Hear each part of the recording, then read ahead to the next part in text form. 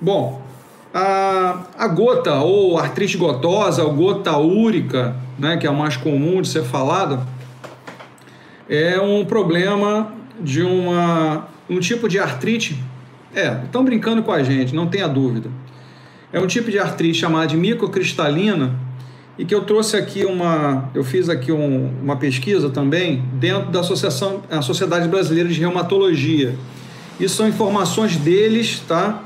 O que eles falam em relação à gota. Depois eu vou fazer um material que eu fiz para vocês fazerem uma relação, tá? Então eles falam o seguinte aqui: a gota é uma doença inflamatória que acomete sobretudo as articulações e ocorre quando a taxa de ácido úrico no sangue está em níveis acima do normal, que a gente chama de hiperuricemia, uricemia. Qual é a causa disso tudo? O aumento das taxas de ácido úrico no sangue pode ocorrer tanto pela produção excessiva quanto a eliminação deficiente da substância. É importante saber que todas as pessoas que estiverem com a taxa de ácido úrico elevado podem desenvolver com certeza a gota.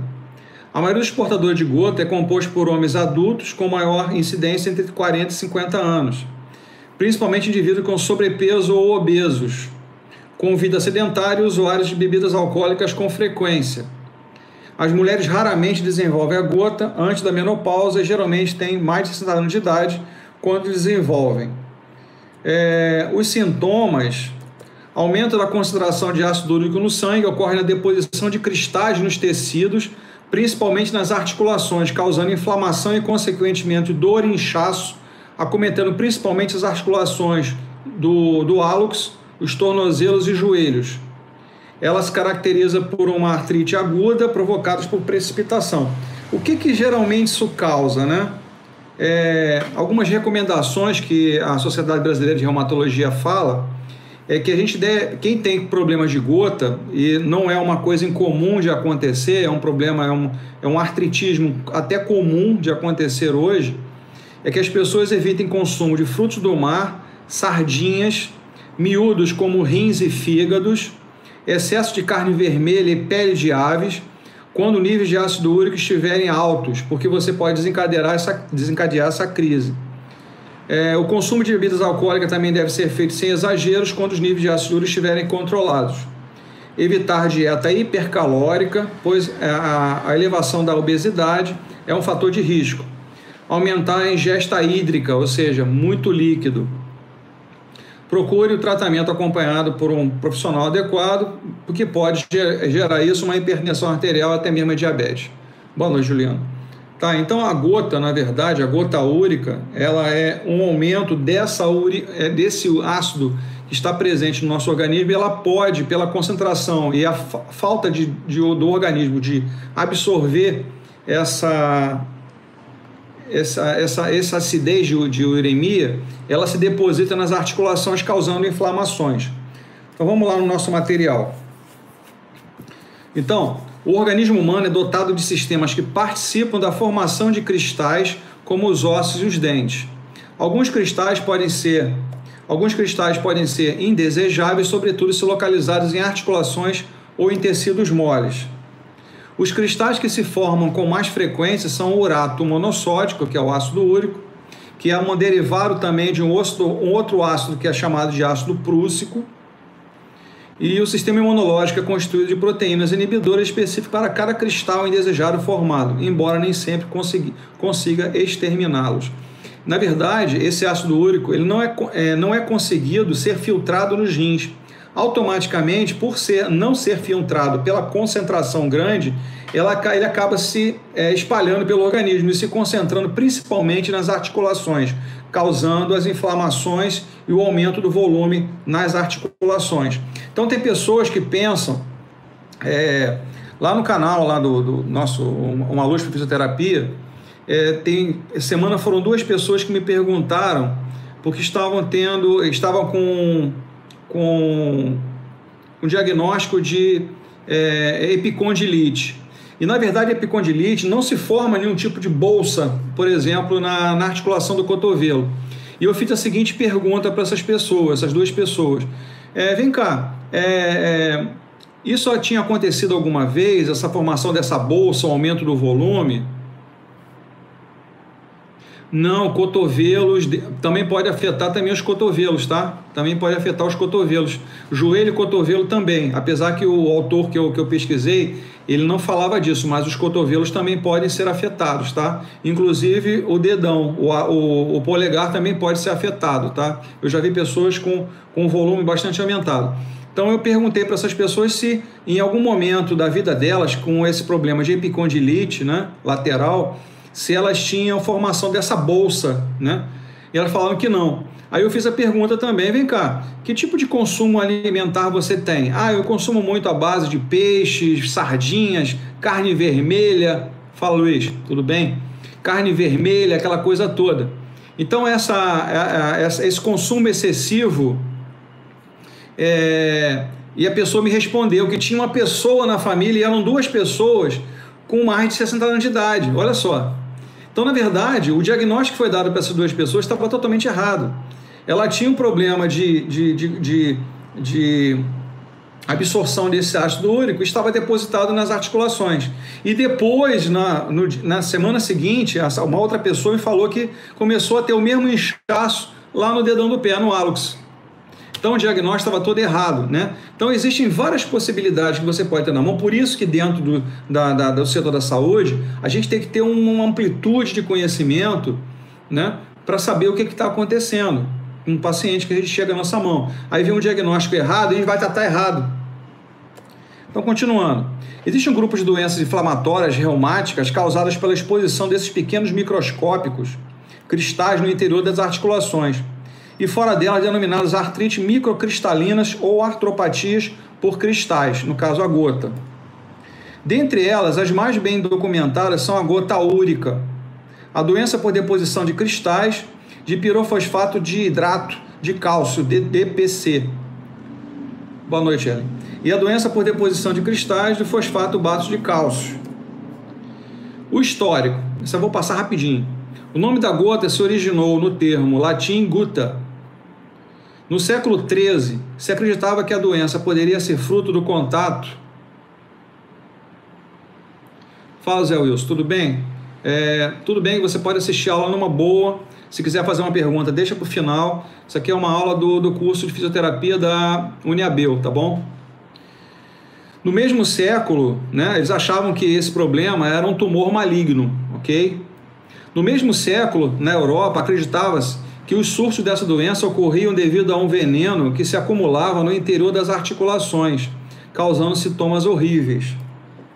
Na cultura grega, a gota era encarada como uma punição para os que cometiam o pecado capital da gula, né? Vinha aquele negócio, porque os deuses falavam que tinha os problemas físicos, orgânicos, e era uma agressão dos deuses, as pessoas acreditavam nisso.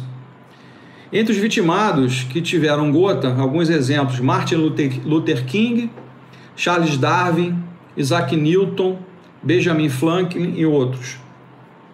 Conceito: a gota se caracteriza por um desarranjo no metabolismo das purinas, que é um derivado do ácido úrico, com manifestação clínica de hiperuricemia, nível elevado de ácido úrico sérico, e ataques recorrentes de sinovite aguda ocasionada. Sinovite é exatamente essa inflamação da deposição de urato nas articulações que causa esse inchaço, esse aumento de volume, ocasionada pela deposição de cristais de urato monossódico nas articulações, principalmente na membrana sinovial e cartilagem articular, nos tecidos moles, poliarticulares, bainhas sinoviais, tendões, ligamentos, e nos tecidos extraarticulares, no trato urinário, etc.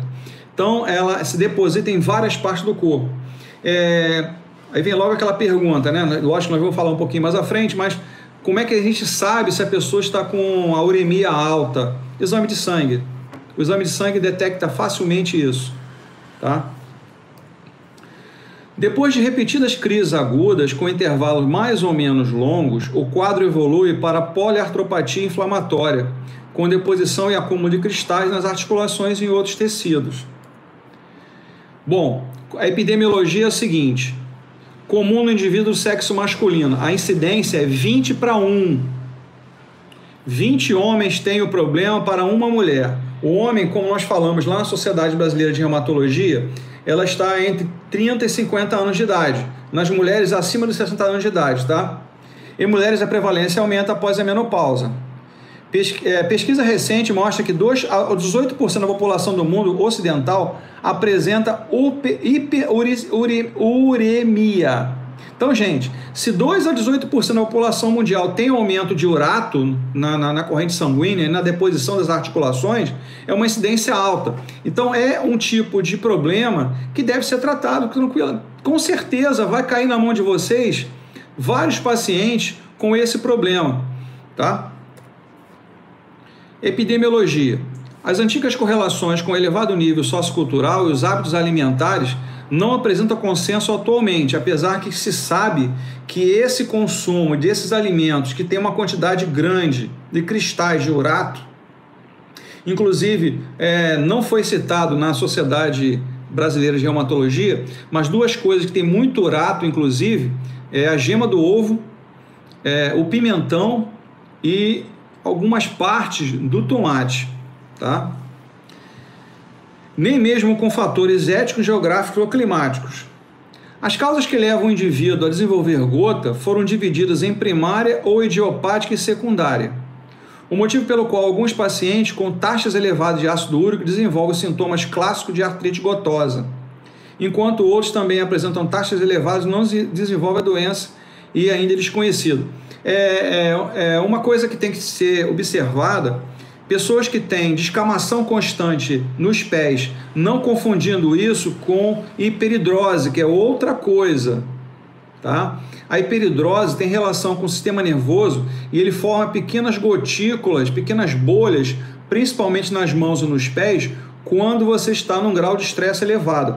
Quando há uma descamação sem formação dessas pequenas bolhas, a hiperidrose, pode ser um caso de artrite gotosa. Então, procura o médico, pede o exame de sangue, tá? Vê a dosagem de ácido úrico para fazer aí, na verdade, uma contenção alimentar.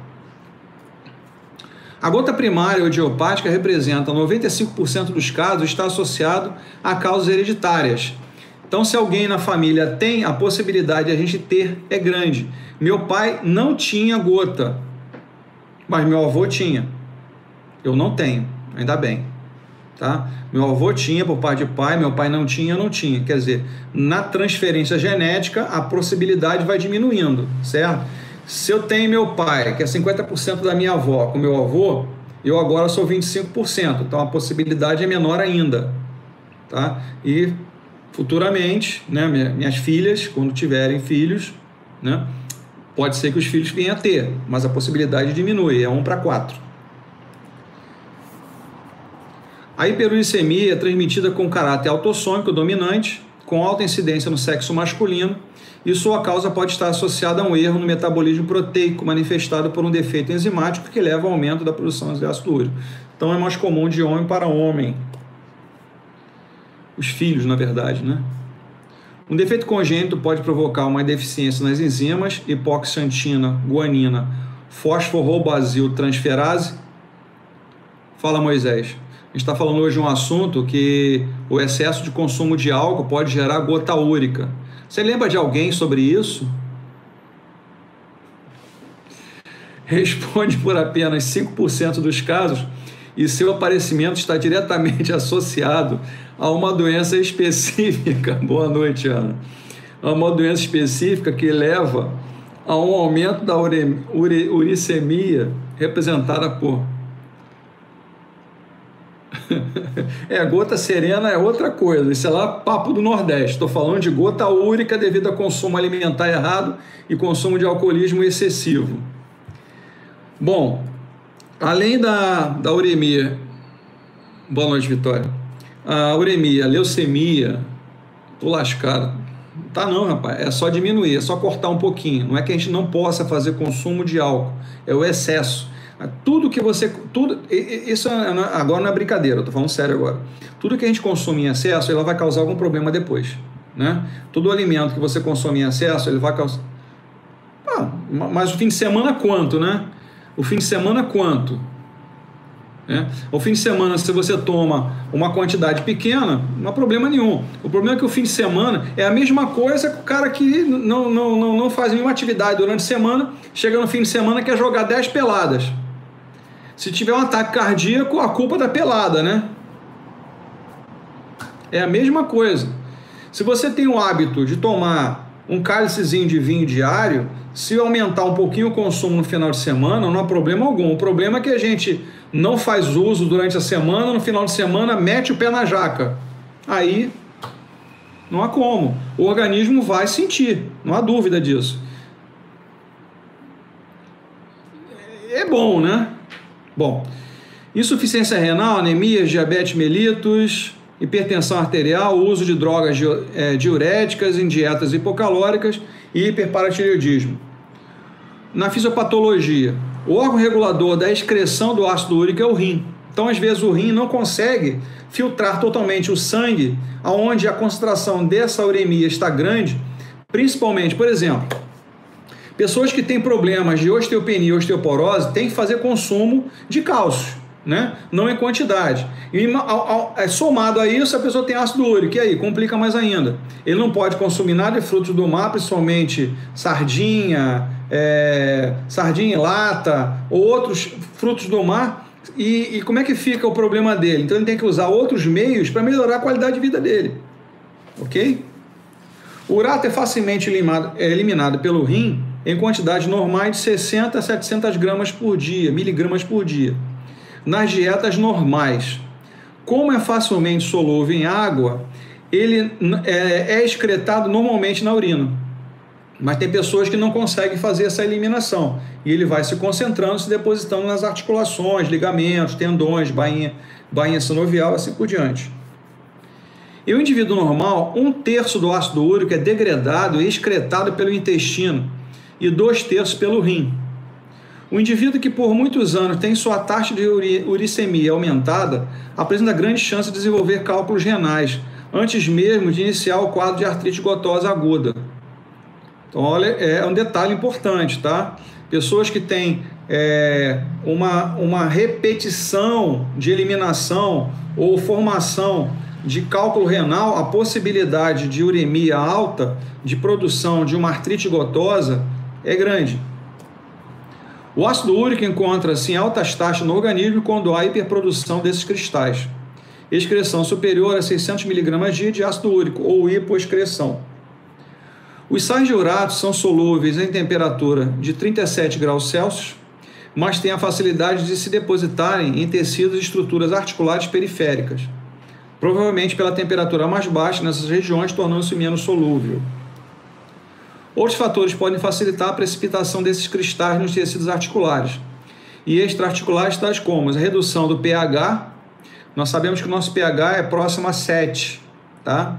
Não muito acima nem muito abaixo, porque pHs elevados acima de 7 pode gerar uma alcalinidade orgânica. Se ele for abaixo, há uma acidose orgânica, tá? Isso vocês vão estudar um pouquinho mais à frente, não agora.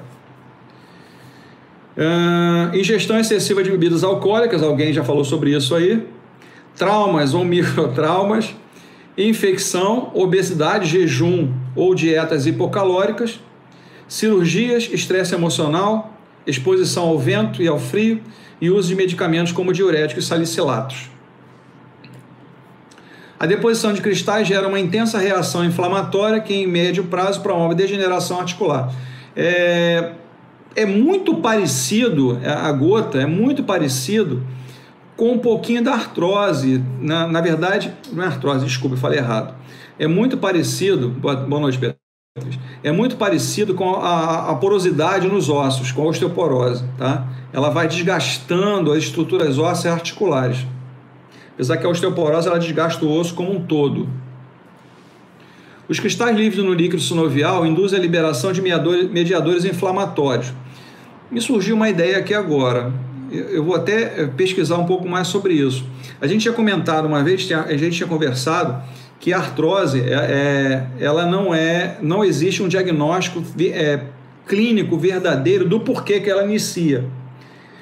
Está me passando por uma coisa pela minha cabeça agora, que eu posso pesquisar se alteração da formação do ácido úrico pode ser um fator de geração das artroses. Pensar nisso aí. Quem quiser pesquisar, uma boa ideia. Os cristais livres no líquido sinovial induzem a liberação de mediadores inflamatórios, como as prostaglandinas. Prostaglandinas são enzimas causadoras de dor, tá? É uma das enzimas gerada pelo ácido araquidônico, que é provocador da dor, entre as mais de 150 enzimas causadoras de dor. Enzimas proteolíticas e fatores quimiotáticos, bem como a ativação do sistema de complemento. Esses cristais são fagocitados e degradados, ou seja, quebrados, eliminados. No entanto, os cristais conseguem facilmente romper as membranas dessas células, liberando seu conteúdo enzimático, as proteases, para o interior da articulação após o fagossomo. Quer dizer, a fagocitose é uma forma de captar o ácido úrico também, quebrá-lo e colocá-lo na corrente sanguínea, sendo eliminado e filtrado primeiro através dos rins e eliminado ou pelas fezes ou pela urina. E algumas partes também são eliminadas através dos poros, tá? Essas enzimas promoverão a degeneração mais acentuada da articulação. Com a fagocitose e a gradual degradação dos cristais, a crise inflamatória diminui de intensidade, chamada de crise autolimitada. Outra teoria considera a possibilidade do processo inflamatório intenso local gerar aumento na temperatura articular. Como é um quadro inflamatório, a gente sabe que dor, calor, rubor, edema e dificuldade de movimento estarão presentes. Vai ter uma região edemaciada, a palpação dolorida, com temperatura elevada, né, porque é um quadro inflamatório, dificuldade de movimentação devido ao aumento de volume, tá? E sinais de edemas característicos, facilitando a solubilidade dos cristais de urato monossódico líquido sinovial. E aí eu coloquei um pequeno quadro aí, falando sobre a relação da produção de ácido úrico. A superprodução de ácido úrico com excreção normal, a superprodução de ácido úrico com aumento da excreção e a produção normal com excreção deficiente. Isso causa, essa produção excessiva, um aumento do ácido úrico, diminuindo a solubilidade dele, ou seja, ele não é eliminado. Isso é a formação de cristais, né, dentro das articulações. Há uma tentativa de fagocitação dos cristais pelas células, defendendo o organismo, ele tentando eliminar essa quantidade excessiva, e há uma liberação de mediadores inflamatórios, ou seja, o organismo tentando recuperar a articulação, reduzindo a dor, absorvendo o edema, tudo mais.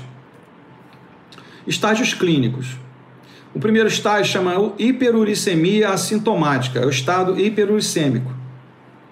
Se caracteriza pela presença de níveis elevados de ácido úrico, produto do catabolismo das purinas, dos líquidos corporais com níveis acima de 7 mg por cada 100 ml.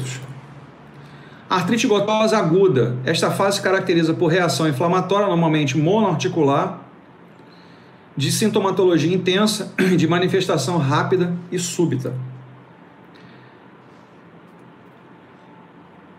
Ainda na artrite gotosa aguda. Eu repeti a mesma. As articulações periféricas mais afetadas são as metatarsofalangianas. As interfalangianas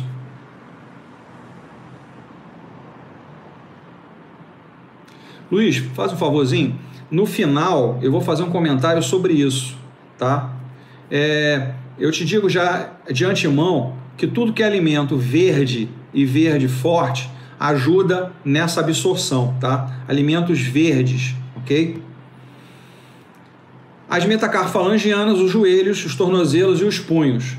A dor articular referida é espontânea e de grande intensidade, em especial durante a noite, associada diversas vezes à febre, à astenia e à prostração. A crise aguda da gota perdura de 7 a 10 dias em média. Tudo bem. Logo após uma crise aguda, pode ocorrer descamação epidérmica sobre o local afetado, geralmente o pé, né? Então, esse problema, geralmente ele é descendente. Tem doenças que são ascendentes. A gota úrica ela é descendente. Primeiro ela ataca as mãos, cotovelos, joelhos, pé. Ela é descendente, ela desce, ok? Gota intercrítica. Os pacientes com gota permanecem assintomáticos por tempo variável após os primeiros ataques agudos. Alguns podem apresentar uma única crise durante a vida. No entanto, a grande maioria dos indivíduos terá a segunda crise em menos de um ano. Então, se era um problema agudo, tornou-se um problema crônico. Gota tofácea crônica, é essa que aparece os volumes aumentados nas articulações, tá? É a mais comum dessas. Essa fase se caracteriza pelo aparecimento de poliartrite crônica com ataques agudos, mais raros ou suaves. Em qualquer articulação podem ocorrer rigidez articular, deformidades e sinais de degeneração. Cistos simétricos no osso periarticular, osteofitose e lesões. A osteofitose já é a formação do bico de papagaio nas articulações. Por isso que eu fiz aquela relação, aquela pergunta relacionada se as artroses têm alguma relação com esse tipo de artrite aqui. É bem possível que sim. Desculpa. Gota tofácea crônica. Podem surgir complicações sistêmicas, como lesão renal, hipertensão arterial e acidente vascular encefálico. Essa lesão renal é devido ao maior deposição desses cristais uricêmicos lá dentro dos rins. Lembrando que os rins é primeiro a filtragem do sangue, que passam pelos néfrons. Dos néfrons são gotejados em microgotículas através dos cálices renais, primeiro os pequenos cálices, depois os grandes cálices. Elas se juntam, ou seja, pequenas gotículas, outras pequenas gotículas se fundem na pelve renal e depois ela, através do peso, ela tende, boa noite, Daniel, ela tende a descender, sendo armazenada dentro da bexiga urinária. Gota tofácea crônica, continuando, os tofos podem ser, são aqueles volumes aumentados, tá? Eles chamam de tofo, no caso da artrite gotosa.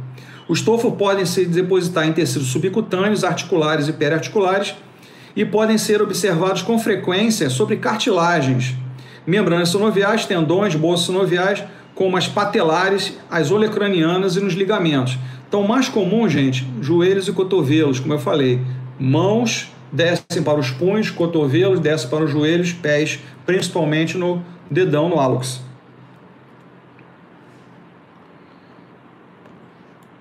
Alguma dúvida até aqui, gente? Na verdade, a gente está vendo inicialmente só a parte mais clínica. Depois a gente vai ver como é que o fisioterapeuta trata isso, tá? Pode ainda se encontrar na face dorsal da mão ou dos pés, nas pálpebras, na língua, nas pregas vocais, nos rins, nas cartilagens nasais, na artéria aorta, no miocárdio, nas válvulas cardíacas. Tudo isso é por deposição, né? E esse urato, ele vai se depondo e ele vai se tornando rígido. É como se eu colocasse ali um cimento gradativo e ele vai transpondo, né, essas regiões, vai passando e vai se depositando. Então um vai colando no outro, vai colando até que ele torne uma estrutura densa.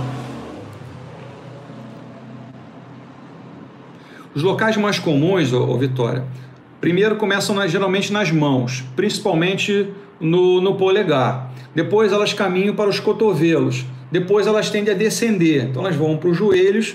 Dos joelhos elas atingem os pés, principalmente o hálux, o dedão do pé. Ok? Então, em etapas mais avançadas pode ocorrer deposição de sais de cálcio, os tofos. Os tofos mais superficiais podem ulcerar, ou seja, aumentar em volume, gerando uma substância branca que lembra um pó de giz molhado, com eventual risco de infecções. É nesse momento que há a possibilidade de fazer uma orientação de uma punção articular. A punção articular ela é feita através de uma agulha que é colocada dentro da articulação, apenas uma anestesia local, que pode ser líquida mesmo, é colocada uma agulha, é retirado esse líquido e vai se observar que tipo de líquido sinovial está contido na articulação. Isso pode ser feito em qualquer articulação, tá? Se a dor está intensa, mesmo com tratamento, mesmo com medicação, esses tofos não reduzem, mesmo também modificando a alimentação, é necessário que se faça essa punção articular, a retirada desse líquido para se observar que tipo de problema está apresentado aí. Então esse líquido ele pode ser de várias formas. Se ele estiver incolor, né, a cor do líquido sinovial é totalmente incolor. Se ele estiver esbranquiçado, que é o caso aqui, existe um quadro inflamatório. Se ele tiver uma cor esverdeada, além do quadro inflamatório, existem pus na região, ou seja, uma inflamação purulenta, ou mesmo se ela sofreu alguma lesão, se existem raios de sangue, eu tenho uma inflamação com derrame articular. A gota tofácea está diretamente relacionada ao nível sanguíneo do ácido úrico e ao tempo de duração da doença. Quadro clínico: edema, aumento da temperatura local, é sentido pela palpação, pele avermelhada e brilhante, que é um sinal de quadro inflamatório no local e ao redor, e hipersensibilidade local, a pessoa não consegue palpar a região. Dor referida pelo paciente como entorse, como se fosse uma entorse, ou como se a água muito gelada estivesse sendo colocada na articulação. O quadro clínico dura de 2 a 10 dias aproximadamente sem tratamento. Febre, mal-estar e calafrios, porque aumenta a temperatura do corpo, é um quadro inflamatório, gera febre. Osteoartrose secundária, olha só, então tem relação, tá? Descamação epidérmica. O paciente com gota, geralmente do sexo masculino de meia idade, obeso, com relato de maus hábitos alimentares, história familiar de gota, se queixando de dor articular no início do noturno e súbito em uma única articulação. Então ele começa com dor em uma articulação apenas e ela pode evoluir para outras. No entanto, com poucas exceções, qualquer distúrbio articular é capaz de se apresentar inicialmente com uma monoartrite. Monoartrite, uma artrite apenas, uma articulação. Doenças tipicamente poliarticulares podem ter monoartrite aguda como quadro inicial. Então ela evolui de uma ou mais, tá? Pode ser que sim ou não, cada pessoa reage de uma forma. Tudo depende do tratamento, da alimentação e os conselhos são dados ao paciente durante o período de remissência, ou seja, quando não tem nenhum problema afetando esse indivíduo. O acometimento de estruturas adjacentes às articulações, como ligamentos, tendões e bursas, pode facilmente confundir o avaliador em relação ao quadro de monoartrite. Foi o que eu falei. Às vezes, essa dor ligamentar, tendão ou nas bursas sinoviais, o cara pode estar pensando que ali que é uma epicondilite, por exemplo, ou é uma tendinite de polegar. Na verdade, se existe um volume, um tofo articular, a possibilidade de ser a gota é imenso. Pode ocorrer ainda, embora raramente, a coexistência de outra doença reumática, com manifestações semelhantes, como é o caso da artrite reumatoide. A artrite reumatoide também tem esse aumento de volume, só que ela atinge outras articulações e causa outros problemas a nível de posicionamento articular, que nós já vimos isso, né? A mão e ventania, o pé e martelo. As artrites infecciosas podem ser facilmente confundidas com gota e apenas a análise do líquido sinovial poderá tirar a dúvida, por isso que eu falei da punção, tá? O líquido sinovial se apresenta turvo, de baixa viscosidade, com padrão tipicamente inflamatório, com leucocitose e teste de velocidade de hemossedimentação aumentada. O uso do microscópio eletrônico tornou-se possível a visualização dos cristais de monourato de sódio dissolvido no líquido sinovial. Então, tirou um pouquinho do líquido, 10 ml, já dá para fazer isso, uma gotinha colocada na lâmina, vai ser o microscópio óptico, ou no microscópio eletrônico, e se vê a quantidade de urato presente ali naquela gotinha de líquido sinovial. A hiperuricemia é um sinal marcante nos episódios agudos da doença. No entanto, a presença isolada de hiperuricemia não permite classificar o indivíduo como gotoso, mas sim como hiperuricêmico. Tá? Isso aí tem que ser dividido, tem que ser pensado. Alguns exames laboratoriais. Dosagem de ácido úrico no sangue e na urina, hemograma, lipidograma, glicemia, prova de atividade inflamatória, pesquisa de cristais no líquido sinovial por meio de punção, foi o que eu falei, e biópsia dos tofos. Então, o próprio líquido que é retirado pode se mandar para um laboratório para se fazer a biópsia da articulação envolvida. Raio-X. Os principais sinais radiológicos observados na gota em estágios mais avançados são: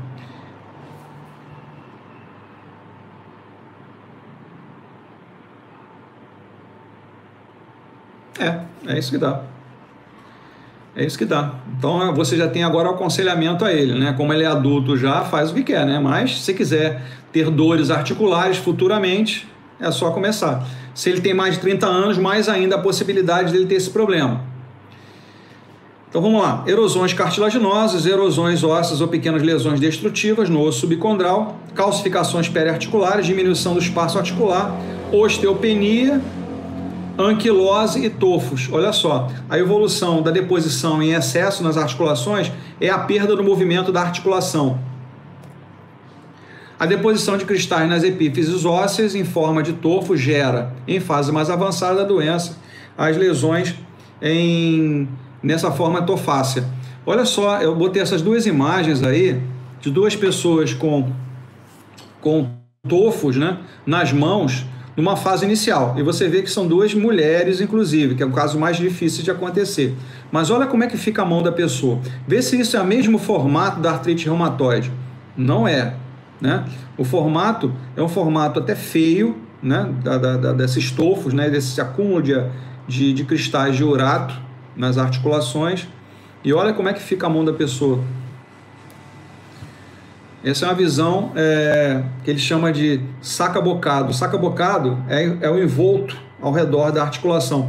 Aí é que ele se parece, dentro da visão de raio-x, é que se parece com a artrite reumatoide, né? Quando você vê essa destruição da camada que envolve, da cápsula articular, das articulações e como elas ficam, tá?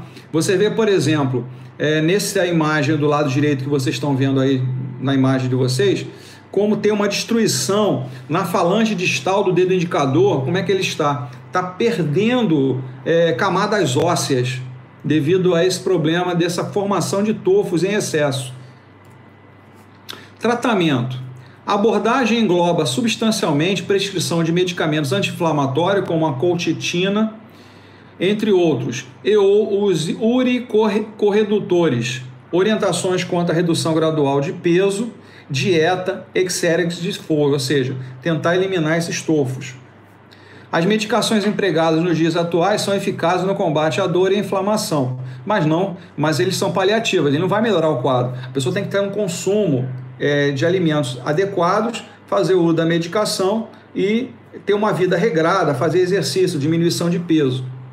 As medicações empregadas nos dias atuais são eficazes no combate à dor e inflamação. Antes do aparecimento de medicamentos uricorredutores, de 50% a 70% dos pacientes evoluíram para a formação de tofos.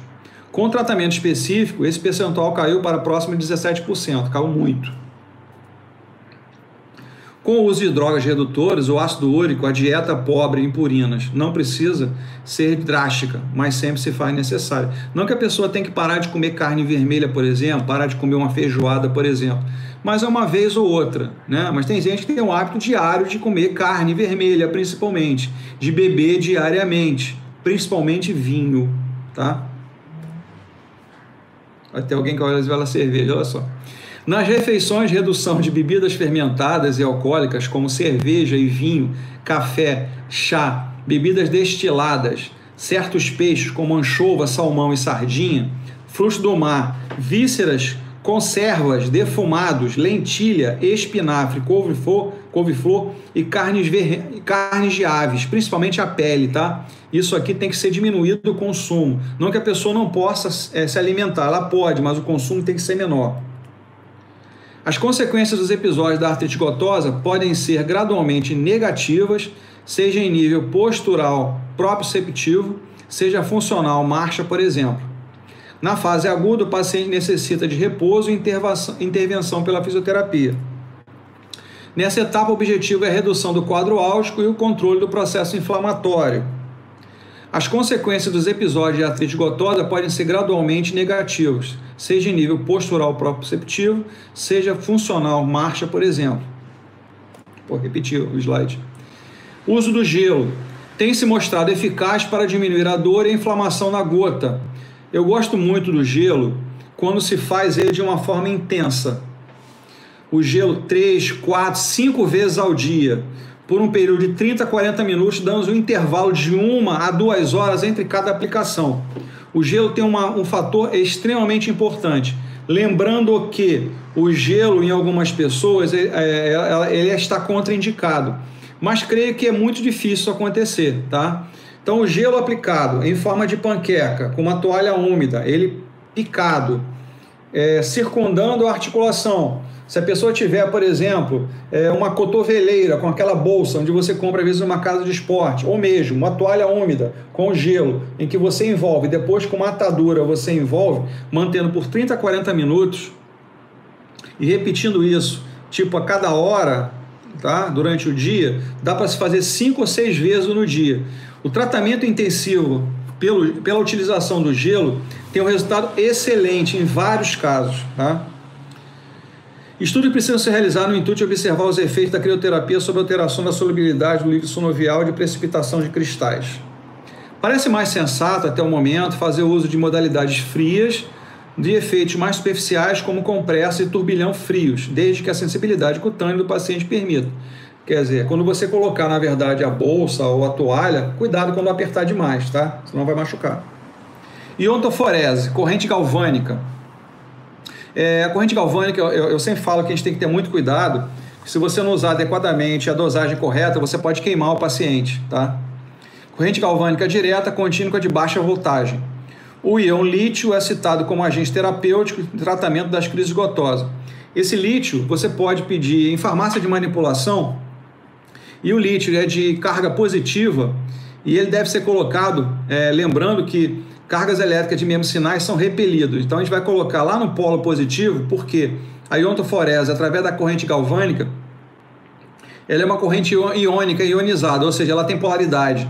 Se ela tem polaridade, eu tenho que colocar o tipo do material, o líquido que é colocado na esponja, no eletrodo de mesmo sinal. Então o lítio é de polo positivo, então eu coloco no polo positivo para que ele seja expulso para dentro do paciente. Os salicilatos ou a hidrocortisona também podem ser empregados no tratamento da inflamação. Então, existe salicilato líquido, existe hidrocortisona líquida, que você pede em farmácia de manipulação para ser colocado. Mas é complicado, você vai usar às vezes uma vez só, né? O paciente você tem que prescrever, dar para o paciente, levar na farmácia de manipulação e trazer para a gente usar durante o tratamento. Repouso e talas para posicionamento poderão ser empregados nas situações em que a dor é muito intensa e qualquer movimento gera desconforto com o paciente, Cabe ao fisioterapeuta prescrever o tipo de órtese e o tempo de utilização. Muletas, andadores, talas, tipóias podem ser utilizadas para o paciente, tá? Principalmente no dia a dia. Durante o sono, não. Aí eu estou mostrando algumas imagens de algumas órteses, algumas talas de contenção para manter a mão mais próxima de um padrão natural, tá? A gente não tem a mão totalmente fechada, nem temos a mão totalmente aberta. A nossa mão é levemente flexionada. Então ela mantém, na verdade, dentro de um perfil quase natural do ser humano. Ultrassom em condições reumáticas inflamatórias agudas é recomendado para a facilitação da introdução de medicamentos anti-inflamatórios como a fonoforese. Fonoforese é a utilização de um medicamento, que pode ser um anti-inflamatório, pode ser uma pomada anti-inflamatória. Eu gosto muito pela utilização, caso eu faça uso do gelo junto com o ultrassom, do Reparil, porque o Reparil é uma pomada fria, né? O Cataflan já é uma pomada quente. Então eu gosto muito de manter o padrão de trabalho, né? Se eu uso, por exemplo, o infravermelho, eu vou usar um Cataflan, se eu fizer o uso do ultrassom, ou fizer uma massagem no local, né, manualmente. Se eu estou usando o gelo, eu gosto mais do Reparil, por ser uma pomada gelada, ou mesmo fazer uma massagem após a colocação do gelo, ok? A hipersensibilidade cutânea pode restringir a sua utilização. Nas fases intercríticas, o ultrassom pode ser empregado no método subaquático. Isso eu não falei para vocês na época, mas existe a forma subaquática, em que você coloca uma luva de uso, em que você coloca água e coloca o cabeçote sobre a região da luva. Colocou no cotovelo, por exemplo, coloca aqui a luva com água e o ultrassom em cima da luva. Ele vai transpor através de ondas da água para o local e não vai causar tanta dor porque você não vai estar em contato, tá? O ultrassom vai ficar parado ali sobre a luva, o mesmo movimento, e ele vai transpor através daquela água. o objetivo de auxiliar a redução da rigidez articular e reparação dos tecidos agredidos. O TENS, utilizado quando é necessário o alívio rápido do quadro álgico. Eu gosto, principalmente em quadros agudos, do TENS no modo acupuntura. O método convencional parece ser mais indicado nesses pacientes. O método convencional, resistência alta, intensidade baixa. A prescrição do uso domiciliar durante o quadro inflamatório é interessante. Por que o convencional, o autor falou, e eu gosto do método acupuntura? O método acupuntura, eu consigo, pela própria literatura que fala, eu consigo manter por mais de 8 horas de analgesia, enquanto que o convencional não passa de 4 horas. Então, se eu tenho, para cada 10 minutos de tratamento, através do TENS, eu tenho mais ou menos 8 horas, se eu dobro esse tempo, eu posso ter 16 horas, enquanto o outro tem metade. A prescrição de uso domiciliar durante o quadro inflamatório é interessante. Isso se o paciente tiver dinheiro para comprar um aparelho e usar em casa, tá? Senão eu fazer besteira e acabar se queimando. Mobilizações passivas. Após crises inflamatórias sucessivas, a articulação tende a apresentar alterações no âmbito proprioceptivo. A sensibilidade está alterada. E da amplitude de movimento, visto que a cápsula articular e outras estruturas internas passaram por um período de intensa agressão. Os exercícios passivos podem auxiliar o paciente a superar a fase imediata pós-crise, permitindo a regressão da dor e da rigidez gradual. O movimento auto-passivo, o membro bom com o membro lesionado, eu posso auxiliar no movimento. Trações manuais passivas. O fisioterapeuta deverá abordar esse paciente nas fases intercríticas como se esse tivesse um quadro degenerativo, uma osteoartrose. Muito cuidado com trações para pessoas que têm osteoartrose, senão você pode fazer fratura, hein? Cuidado. O tracionamento é bem suave, pois quanto maior o número de crises pelas quais o paciente passa, maior o desgaste, a deterioração e degeneração das estruturas interarticulares, como as cartilagens e a membrana sinovial. Os efeitos terapêuticos nas trações manuais ou pompagem, que eu acho muito mais adequado, relacionam-se à melhora da nutrição articular por diminuição da coaptação articular e gradual diminuição da resistência a tênsio nas estruturas conjuntivas periarticulares. A cinesioterapia. A marcha normalmente está alterada nesses pacientes, sobretudo com a fase de impulsão, com o uso do hálux na extensão. O extensor longo do hálux é o músculo que faz a finalização da flexão plantar. Se ele estiver inflamado e tofoso, com tofo, ele vai prejudicar. Então eu vou ter uma marcha claudicante, né, uma marcha de claudicação, mancando, né, e ele não vai completar o movimento. O apoio frequentemente se encontra alterado. O uso de pranchas de equilíbrio, balancim, bolas e cama elástica podem ser adequados para o treino de equilíbrio e proprioceptividade para membros inferiores. Instituir o tratamento e vencida a crise, a profilaxia se impõe como medida permanente. Para que socorra o paciente, deve ser devidamente orientado. Agora eu abro para perguntas sobre o assunto. É um assunto que vai aparecer muito para vocês, é um paciente que vai estar presente para vocês bastante vezes, vocês vão ter muitas vezes paciente com artrite gotosa, e muitos pacientes acham que a gota não é tratável pelo fisioterapeuta, e é muito. Vocês verem a quantidade de medidas que você pode fazer uso com o paciente para tratar, tá? Então eu estou aberto a perguntas agora para as dúvidas que vocês venham a ter.